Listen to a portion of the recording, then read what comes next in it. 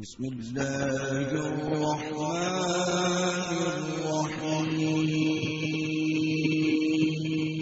شاہ والا مجھے طیبہ بلا لو، شاہ والا مجھے طیبہ بلا لو، طیبہ بلا لو مجھے طیبہ بلا لو، شاہ والا مجھے طیبہ بلا لو، طیبہ۔ الحمد لله رب العالمين والعاقبة للمتقين والصلاة والسلام على سيد المرسلين وعلى آله وصحبه وأهل بيته أجمعين. أما بعد فأعوذ بالله من الشيطان الرجيم. بسم الله الرحمن الرحيم. وما كان لبشر أن يكلمه الله إلا وحيا أو من وراء حجاب أو يرسل رسولا فيوحي بإذنه ما يشاء. صدق اللہ العظیم وصدق رسولہ النبی الکریم الامین. سامعین کرام و ناظرین کرام، السلام علیکم ورحمۃ اللہ وبرکاتہ. آج ہم آپ کی خدمت میں درس قرآن کے سلسلے میں حاضر ہیں. آج کا ہمارا موضوع نزول قرآن ہے. نزول قرآن کو ثابت کرنے کے لیے سب سے پہلے جو چیز ہمیں ثابت کرنی ہے وہ یہ ہے کہ قرآن مجید یقیناً اللہ تعالیٰ کا کلام ہے، اور یہ اس وقت ثابت ہوگا جب کہ ہم یہ بات ثابت کرنے پر قادر ہو جائیں کہ اللہ رب العالمین بندے بشر سے کلام فرماتا ہے، کیونکہ قرآن مجید فرقان حمید حضور علیہ الصلوۃ والسلام کے قلبی اثر پر نازل ہوا، اور میرے آقا کی بشریت مبارکہ جو ہے اس کا کوئی بھی مسلمان انکار نہیں کر سکتا، اور کوئی مسلمان ایسا نہیں جو کہ سرکار مدینہ صلی اللہ علیہ وسلم کی بشریت مطہرہ کا انکار کرے. چونکہ میرے آقا بشر عظیم ہیں، اللہ رب العالمین کے عبد مقدس ہیں، اس بنا پر سب سے پہلے ہم یہ بات ثابت کریں گے کہ اللہ تعالیٰ بندے بشر سے کلام فرماتا ہے، تبھی ہم یہ بات ثابت کر سکیں گے کہ قرآن مجید یقیناً اللہ تعالیٰ کا کلام ہے. غور فرمائیے، اس سوال کا جواب ہم قرآن مجید سے لیتے ہیں. رب العالمین نے ارشاد فرمایا، سورہ زخرف میں آتا ہے، وما كان لبشر ان يكلمه اللہ، کوئی بشر بھی ایسا نہیں جسے کہ رب العالمین ہم کلامی کا شرف عطا فرمائے، الا مگر. اب پروردگار الا کے بعد وہ صورتیں بیان فرما رہا ہے جن جن طریقوں سے پروردگار ایک بشر سے کلام فرماتا ہے، یعنی ان صورتوں کے علاوہ رب العالمین کا کلام کسی بندے بشر سے نہیں. وہ کس طرح؟ غور فرمائیے. الا وحین، پروردگار نے ایک قسم یہ بیان فرمائی کہ اللہ تعالیٰ وحی کے ذریعے سے کلام فرماتا ہے، او من وراء حجاب، یا پردے کے پیچھے سے کلام فرماتا ہے، اور یرسل رسولا، یا کسی فرشتے کو بھیجتا ہے. یہاں پر رسول سے مراد فرشتہ ہے، کیونکہ بشر سے تو بات اور کلام کرنے کے بارے میں اظہار ہو رہا ہے کہ میں کس طرح سے بشر سے کلام فرماتا ہوں، تو بشر رسول مراد نہیں بلکہ فرشتہ رسول مراد ہے. اور یرسل رسولا، یا اللہ تعالیٰ کسی رسول کو بھیجتا ہے، کسی فرشتے کو بھیجتا ہے، فیوحی بإذنہ ما یشاء، پھر وہ فرشتہ وہی کرتا ہے اللہ کے اذن سے جو اللہ تعالیٰ چاہتا ہے. جب ہم نے اتنی بات سمجھ لی، 3 صورتیں پروردگار نے ارشاد فرمائی ہیں، الا وحی، وحی کے ذریعے سے، اور من وراء حجاب، یہ پردے کے پیچھے سے، اور یرسل رسولا، یا وہ کسی فرشتے کو بھیجتا ہے. اب میں ترتیب تھوڑی سی تبدیل کرتا ہوں تاکہ سمجھنے میں بات بہت آسان ہو جائے. وہ اس طرح کہ پہلی قسم میں یہ بیان کرتا ہوں، اور یرسل رسولا، کہ اللہ تعالیٰ کسی فرشتے کو بھیجتا ہے، جس طرح کہ عام طور پر وحی کا نزول ہوتا رہا اور وہی جو ہے وہ آتی رہی ہے. میرے آقا حضور پر نور سرکار مدینہ صلی اللہ علیہ وسلم کے قلب اثر پر جبریل امین جو ہے وہی لے کر حاضر ہوتے رہے اور کلام الہی پیش کرتے رہے ہیں. تو ایک تو وہ صورت ہے، اور یرسل رسولہ میں یہ بات آ گئی کہ فرشتہ آتا ہے، اللہ تعالیٰ کسی فرشتے کو بھیجتا ہے. اور دوسری صورت کیا ہے؟ او من وراء حجاب، یا پردے کے پیچھے سے کلام ہوتا ہے، یعنی یہاں پر فرشتہ نہیں، فرشتے کا ذکر الگ ہے، فرشتہ بھی نہیں ہے اور دیدار الہی بھی نصیب نہیں ہو رہا، مگر کلام الہی نصیب ہو رہا ہے، یعنی حجاب ہے، پروردگار حجاب کے پیچھے سے کلام فرما رہا ہے، یعنی حالانکہ اللہ رب العالمین کے لیے آگا اور پیچھا کا تصور نہیں ہے، صرف یہ بیان کرنا مقصود ہے کہ رب العالمین کا دیدار جو ہے وہ نصیب نہیں ہو رہا۔ اور من وراء حجاب، اللہ تعالیٰ پردے کے پیچھے سے کلام فرماتا ہے، ٹھیک ہے، یعنی کلام الہی نصیب ہو رہا ہے مگر دیدار الہی نصیب نہیں ہو رہا۔ اور اب سوچنے کی بات یہ ہے کہ الا وحین، یہ کیا چیز ہے، وہی کیا چیز ہے؟ اگر آپ یہ کہیں کہ وہی جو ہے یہ ہے کہ فرشتہ لے کر آیا تو میں عرض کروں گا نہیں، اس کا ذکر تو قرآن مجید میں رب العالمین نے الگ فرما دیا، اور وہ ذکر کیا ہے، وہ پروردگار نے ارشاد فرمایا اور یرسل رسولا، اللہ تعالیٰ کسی رسول کو بھیجتا ہے، کسی پیغامبر کو بھیجتا ہے، کسی فرشتے کو بھیجتا ہے، اس کا ذکر الگ ہے۔ اگر آپ یہ کہیں وہی وہ ہے جو اللہ تعالیٰ کلام فرما دیتا ہے، جس طرح کہ موسیٰ علیہ السلام سے کلام ہوا، میں عرض کروں گا وہ تو من وراء حجاب میں آ گیا، کیونکہ من وراء حجاب کا مطلب یہ ہے کہ کلام الہی نصیب ہو رہا ہے مگر دیدار الہی نصیب نہیں ہو رہا، جس طرح موسیٰ علیہ السلام سے کلام ہوا۔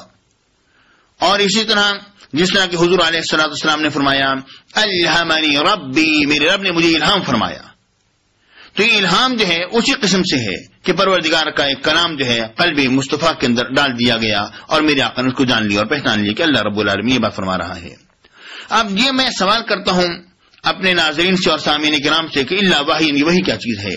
لازماً یہ بات ماننی پڑے گی کہ وہی وہ چیز ہے جہاں نہ حجاب ہو اور نہ فرشتہ ہو، کیونکہ جہاں فرشتہ ہے اس کا ذکر الگ ہو گیا، جہاں حجاب ہے اس کا ذکر بھی الگ ہو گیا، یعنی بلا حجابانہ جو گفتگو ہے اس کو وہی سے تعبیر کیا گیا ہے، اور وہ حضور علیہ السلام سے شب معراج میں ہوئی ہے، اور رب العالمین نے شب معراج میں اپنے حبیب پاک صاحب الاولاق صلی اللہ علیہ وسلم سے گفتگو فرمائی، اور وہ کیا گفتگو ہوئی، پروردگار نے اس کا ایک اشارہ ذکر فرمایا، پروردگار نے فرمایا فَأَوْحَى إِلَىٰ عَبْدِهِ مَا أَوْحَى، وہی فرمائی اللہ نے اپنے عبد مقدس پر۔ ہم خوش ہونے لگے، پروردگار بیان فرمانے لگا ہے کہ کیا وہی ہوئی، کیا باتیں ہوئیں، راز و نیاز کی محبوب اور محیب کے درمیان کیا کیا گفتگو ہوئی۔ جب ہم یہ بات سوچنے لگے، رب العالمین نے فرمایا ما اوحا، وہ جو وہی فرمائی تو ہمارے رازدان کو تھوڑی ہو جو کہ ہم تمہیں بیان کریں، یہ اللہ جانتا ہے، اللہ کا حبیب جانتا ہے کہ یہ کس انداز پر گفتگو ہوئی ہے اور یہ کیسا کلام ہوا ہے۔ غور فرمائیے، یعنی حضور علیہ السلام کے ساتھ کلام ہوا، یہ تینوں قسمیں میرے آقا کے ساتھ کلام کی صورتیں جو ہیں پیش آئیں اور میرے آقا پر کلام پاک نازل ہوا۔ اس میں ایک بات اور بھی آپ ذرا غور فرمائیے کہ قرآن مجید کیا ہے؟ قرآن مجید وہ ہے جو کہ جس کے بارے میں رب العالمین نے فرمایا نزل به الروح الامین علی قلبک، کہ جبریل امین روح الامین جو ہیں وہ لے کر آئے اور نازل کیا انہوں نے اے حبیب پاک صاحب الاولاق صلی اللہ علیہ وسلم آپ کے قلب اطہر پر، میرے آقا سرکار مدینہ صلی اللہ علیہ وآلہ وسلم کے قلب اطہر پر قرآن پاک کو نازل کرنے والے جبریل امین ہیں، یعنی قرآن وہ ہے جو جبریل امین لے کر آئے۔ اب غور کیجئے، قرآن تو جبریل امین لے آئے اور رب العالمین نے فرمایا ایک وہ بھی وہی ہے جہاں جبریل کا کوئی واسطہ نہیں، من وراء حجاب پردے کے پیچھے سے کلام ہو رہا ہے، ایک اور بھی وہی ہے جہاں پر پردہ بھی نہیں ہے۔ اب اگر کوئی شخص اگر یہ کہتا ہے کہ رسول کے پاس صرف وہی علم ہے جو قرآن ہے، یا رسول کے پاس وہی علم ہے جو فرشتہ لے کر آیا، اس کا کہنا غلط ہے۔ وجہ یہ ہے کہ جو فرشتہ لے کر آیا اس کا ذکر الگ آ گیا، اور وہ تو ایک تہائی علم ہے جو میرے آقا سرکار مدینہ صلی اللہ علیہ وسلم کو عطا کیا گیا ہے، وہ ایک تہائی علم ہے۔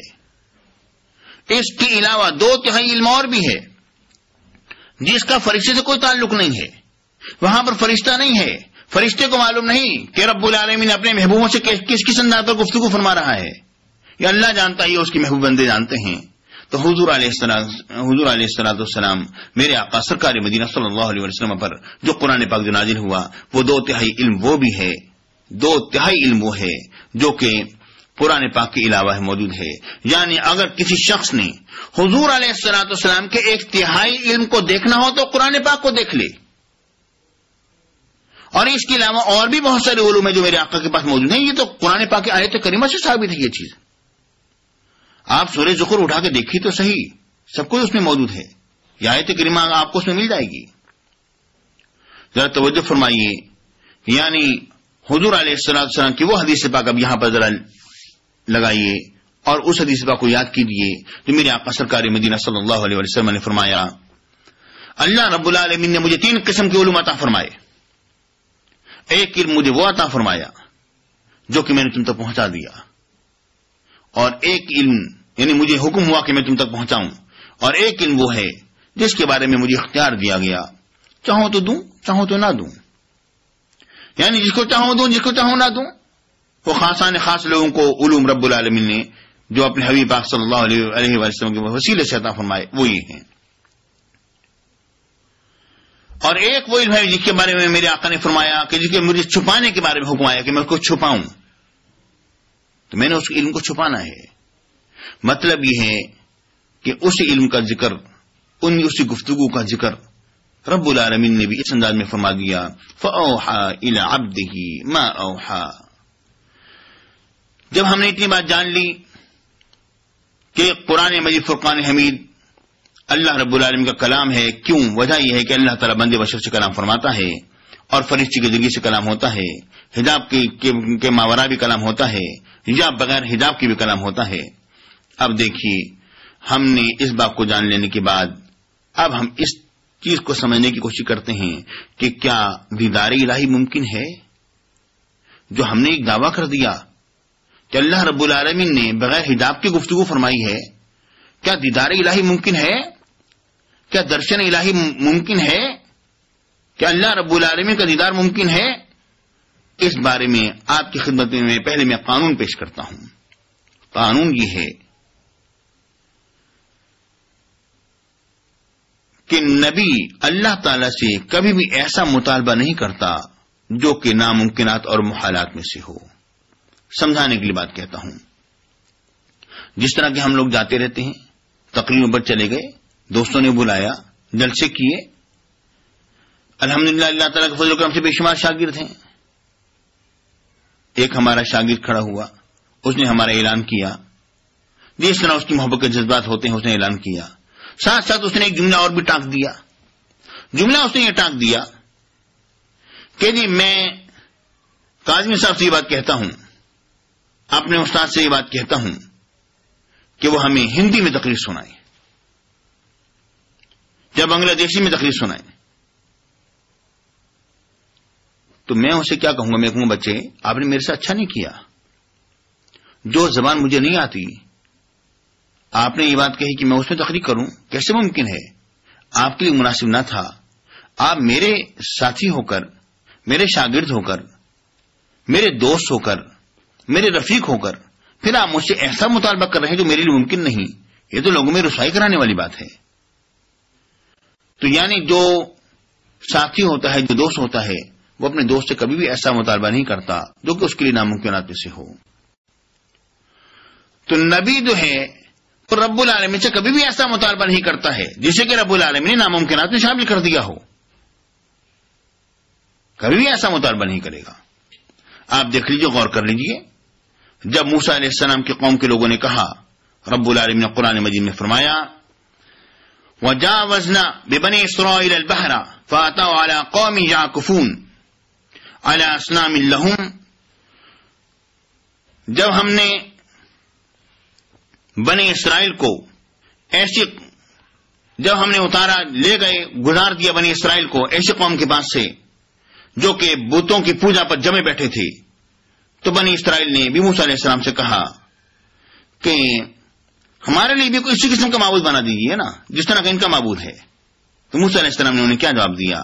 فرمایا انکم قوم تجہلون، تم جاہل لوگ ہو۔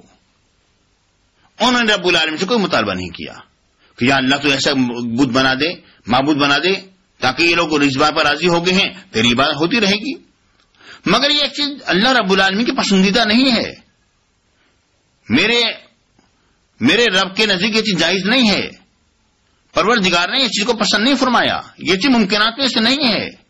تو موسیٰ علیہ السلام نے اس کا مطالبہ بھی نہیں کیا رب العالمین سے، مگر موسیٰ علیہ السلام نے رب کی بارگاہ میں عرض کیا، یا اللہ تو مجھے اپنا دیدار کرا، میں تجھے دیکھنا چاہتا ہوں۔ موسیٰ علیہ السلام کا یہ مطالبہ بتلا رہا ہے کہ درشن الہی ممکن ہے۔ اگر رب العالمین کا دیدار ممکن نہ ہوتا تو موسیٰ علیہ السلام کبھی بھی یہ مطالبہ نہ کرتے۔ ان کا یہ عرض کرنا، یا اللہ تو مجھے اپنے آپ کو دکھا، میں تیرا درشن کرنا چاہتا ہوں۔ پروردگار نے پروردگار سے جب انہوں نے مطالبہ کر دیا تو مطالبہ کا کرنا اس بات کی دلیل ہے کہ یہ مطالبہ جائز تھا، تبھی کلیم اللہ نے کیا. لیکن آپ یہ سوچیں گے اگر یہ